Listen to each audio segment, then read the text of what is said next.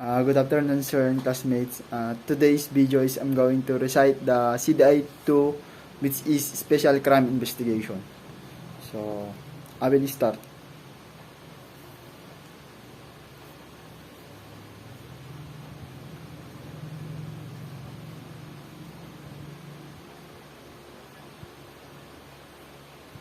So, Special Crime Investigation deals with the study of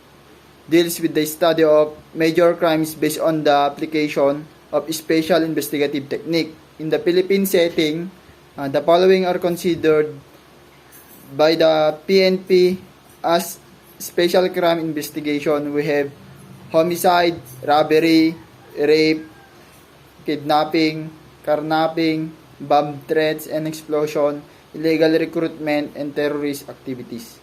The next is primary job of the investigator to discover whether an offense has been committed under the law, to discover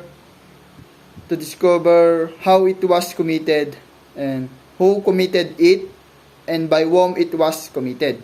Then when it was committed and under certain circumstances, why it was committed.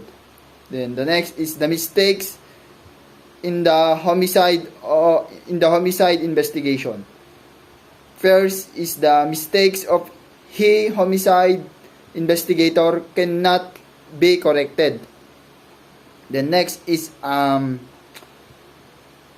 homicide investigator should not cross the 3 bridges which he burns behind him. It is important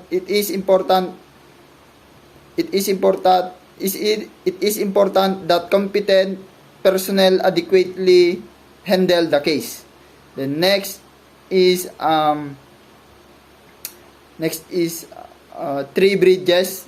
The dead person has been moved. Then the cadaver is embalmed, and the body is burned or cremated. The next is basic guide for the investigator to look upon are to establish the following corpus delicti or facts that crime was committed. Then next is methods of operation of the suspect. Then identify of the guilty party. Then next is Article 246, which is parricide. Committed by any person who shall kill his father, mother, or child, whether legitimate or illegitimate, or any of his legitimate ascendants or descendants, or his spouse.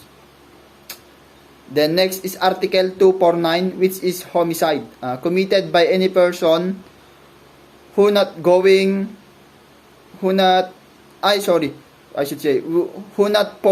within the provision of Article 246, which is parricide, and shall kill another without the attendance of any of the circumstances enumerated in Article 248, which is murder, shall deem guilty of homicide. The next is Article 255, which is infanticide. Committed by any person who shall kill any child less than 3 days of age or less than 72 hours. The next is laws of multiplicity of evidence.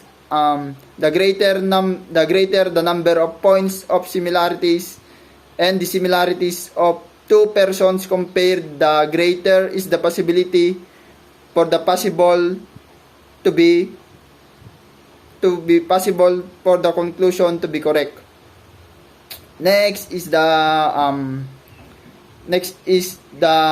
color of lividity may indicates the cause of death.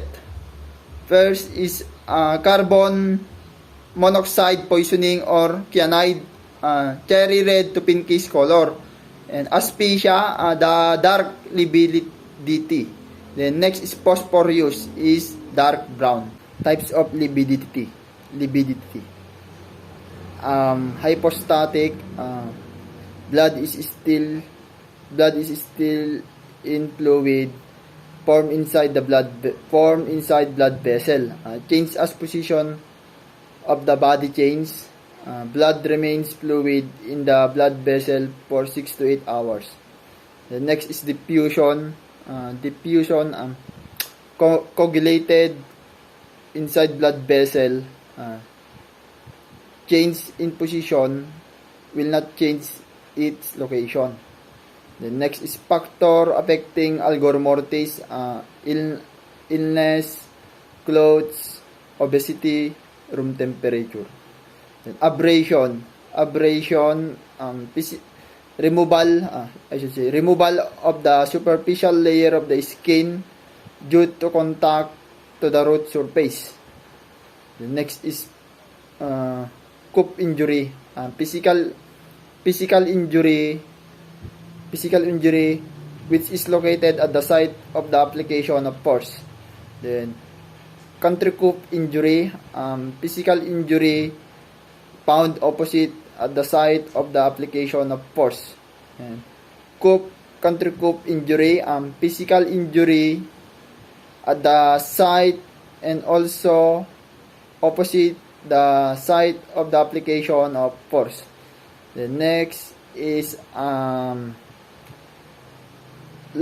locus minoris resistentia, physical injury located not the site or opposite the site of the application of force, but in some areas offering the least resistance to the force applied. The next is extensive injury, physical injury involving greater area of the body beyond the site of the application of force. The next is there are two types of gunshot wounds. This is entrance wound and exit wound. And evidence to show that the wound is accidental. Usually there is but one shot. Then there no special area of the body involved. Then testimony of the witnesses. Then next is evidence to show that the wound is homicidal, and the site or the sites of the wound of entrance has no point of election. The next is the fire is made when the victim is usually some distance away from the assailant. Signs of struggle or defense wound may be present in the victim. Then there may be disturbance of the surrounding on the account of the previous struggle. Then wounding firearm is usually not found at the scene of the crime. Then testimony of the witnesses. Two kinds of robbery. Robbery with violence or intimidation upon person, and robbery with force upon things. Robbery with violence or intimidation upon person, the moment the offender gains possession of the thing, even if offender has had no opportunity to dispose of the same, the unlawful taking is complete.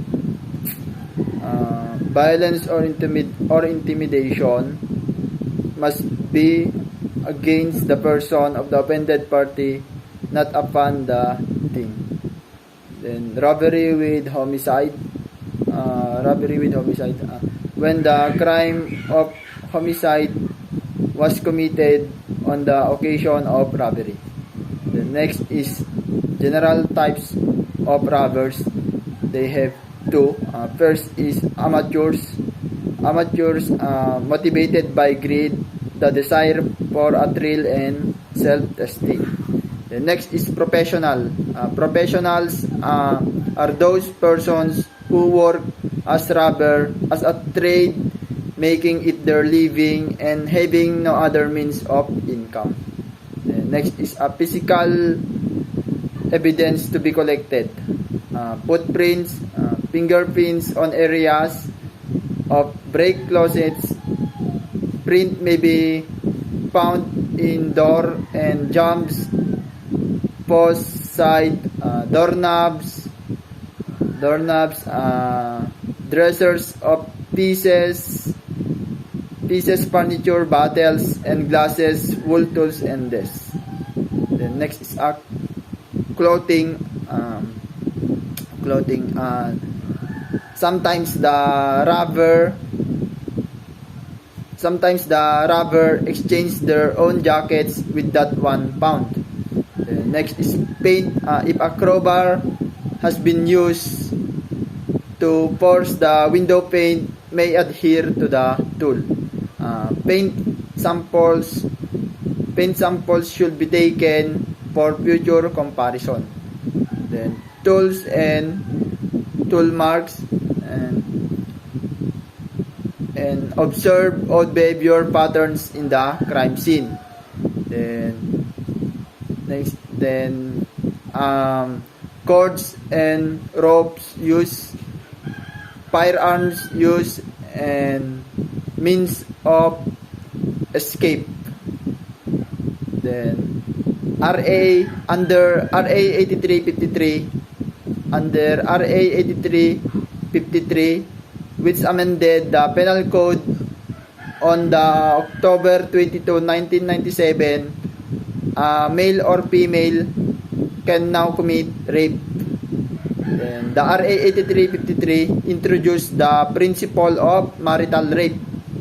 Then effect of pardon, the subsequent valid marriage between the offender and the offended party shall extinguish the criminal action or the penalty imposed. Then the last is Article 267, kidnapping and serious illegal detention. That's all po, sir. Thank you.